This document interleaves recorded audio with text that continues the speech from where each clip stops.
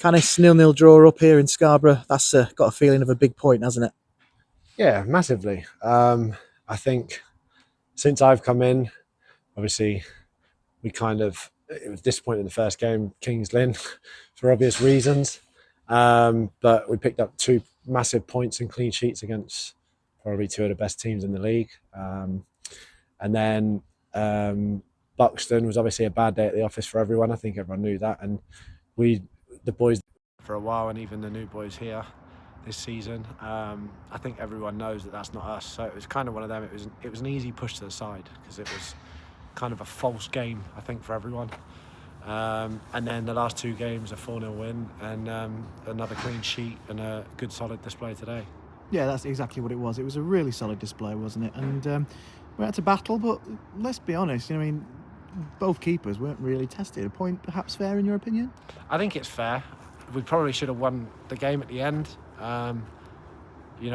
Tom probably would even admit that he should have scored, but I said to him during the game and after, he's in the right place, and it will come. He was in the right place on Saturday as well, and if he keeps getting in them right places, one of them will go in the back of the net, and then it will keep rolling in for him. So I think a point is a fair result, but we probably should have won it at the end. It's a big point, though. We know, you know more than anyone, how difficult it is coming to this stadium here at Scarborough.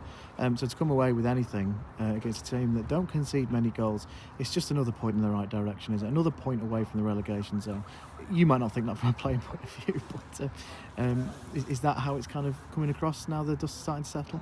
Yeah, definitely. I mean, we spoke about it in the changing room just then. I said that we either win or we draw our game in hand. It takes us either 8 points or 8 points or 10 points, away from whoever's at the bottom. And obviously we've got a massive game on Saturday against Radcliffe, who are just above us. So it's so cliche, but we're taking every game as it comes. I think the problem is nowadays a lot of people get ahead of themselves too much. But we've got a good group in there that are very experienced at this sort of level.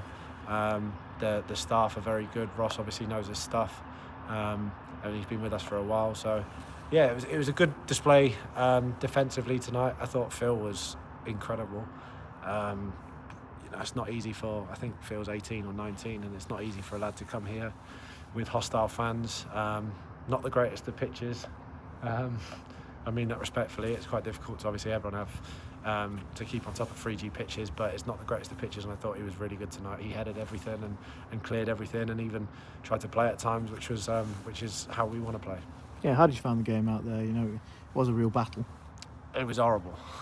It was horrible, but in the north you're gonna get these type of games. You don't really get them as much in the south, and I've only played in the north for like the last month.